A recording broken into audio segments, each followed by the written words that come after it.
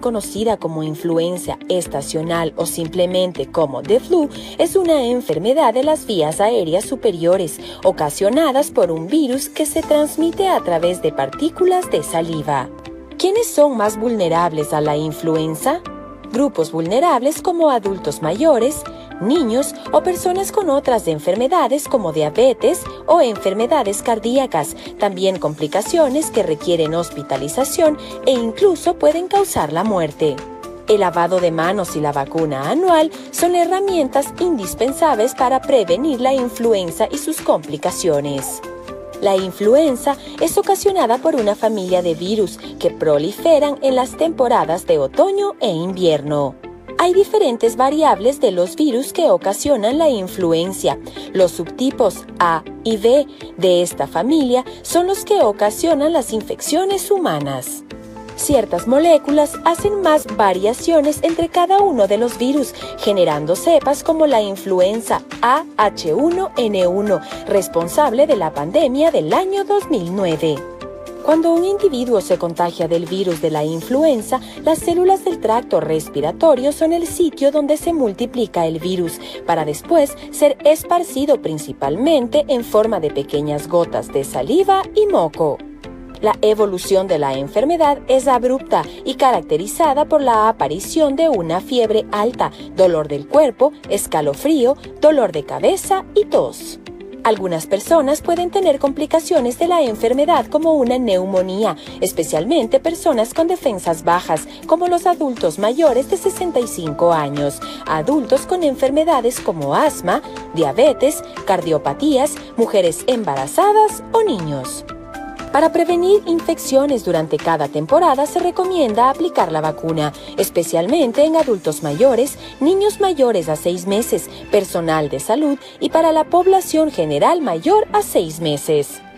Otra medida importante para prevenir el contagio de influenza es el lavado de manos. Se estima que el virus puede vivir en las partículas de saliva o moco 48 horas, siendo capaz de infectar a otras personas.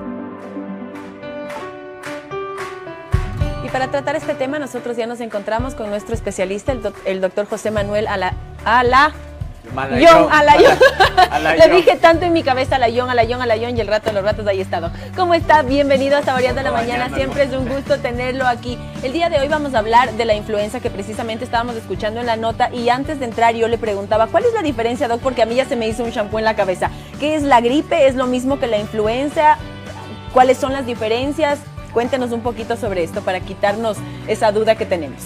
Hola, buenos días. Gracias por la invitación, chicos. Bueno, primero que nada, entender un poco, cuando nosotros hablamos de la influenza, es también llamado como la gripe. Es una enfermedad respiratoria causada por el virus de la influenza. Esta enfermedad puede ser leve o puede ser crónica, y en algunos casos muy complicados, Karina, puede llegar a desencadenar la muerte, ¿sí? Es importante entender también que tenemos distintos tipos de influenza. En esta fase, digamos, estacionaria o de frío, acá en el Ecuador, llamamos la influenza estacional.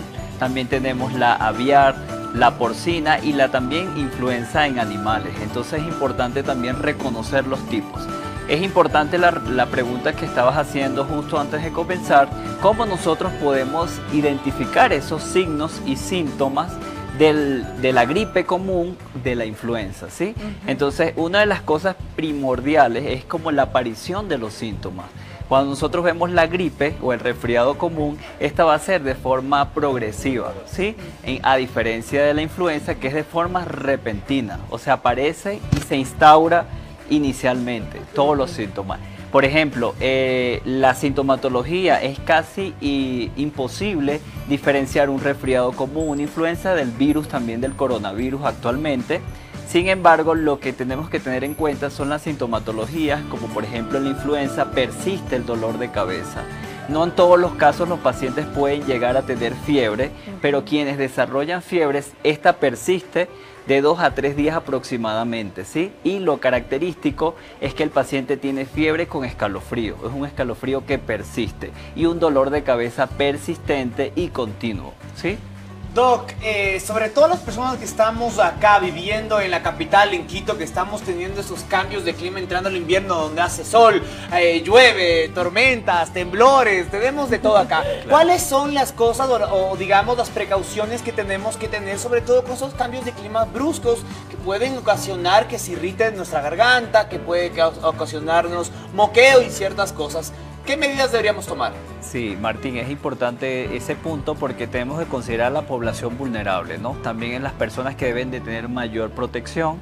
Cuando hablamos de eso, estamos refiriéndonos a esa población adulta, personas mayores de 65 años, niños con edades comprendidas hasta los 5 años, pero que pueden tener un cuadro bastante complicado, los que son menores de 2 años, ¿ok?